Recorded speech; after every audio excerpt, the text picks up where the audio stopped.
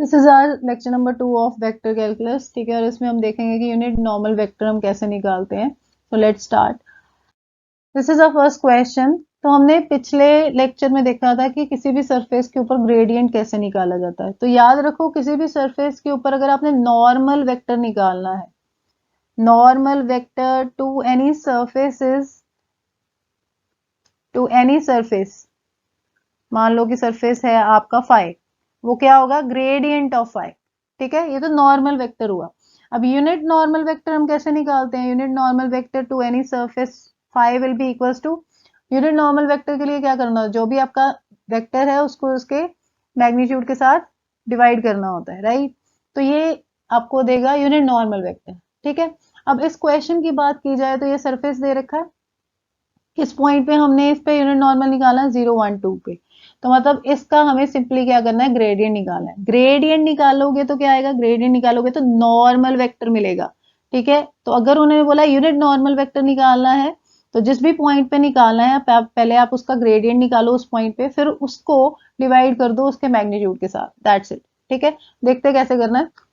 सबसे पहले देखो, हमारे पास फाई क्या है, x square plus y square plus z square minus five, this is my five. तो इसका ग्रेडियंट निकालते हैं। तो ग्रेडियंट कैसे निकालते हैं, I cap curl phi over curl X, J cap curl phi over curl Y, K cap curl phi over curl Z. ठीक है जी, अब फाई है हमारा ये, तो यहां से curl phi over curl x क्या आएगा, क्योंकि मेरे को क्या चाहिए, मेरे को ये तीन चीजें चाहिए।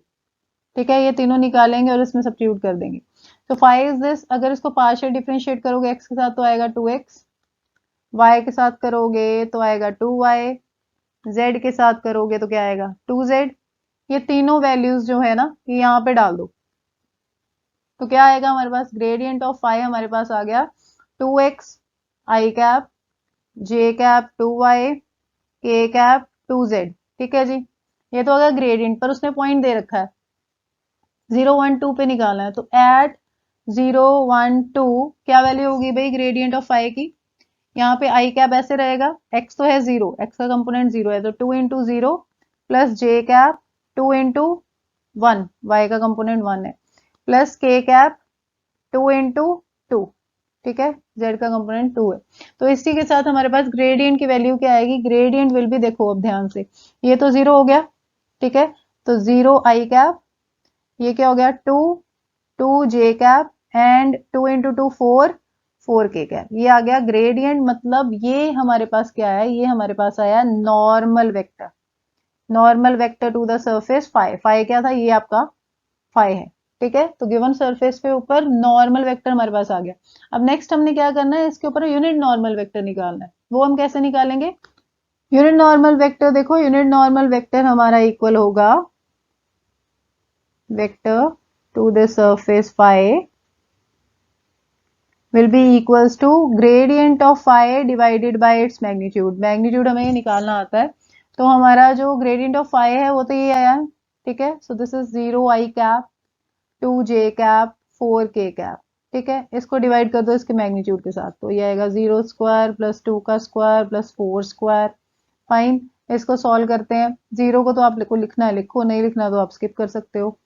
2 j cap plus 4 k cap, ऐसा यहाँ से आया 4 और 16। तो ये कितना आ गया हमारे पास, फाइनल जो आंसर आएगा that will be equals to 2j cap plus 4k cap over under root 20।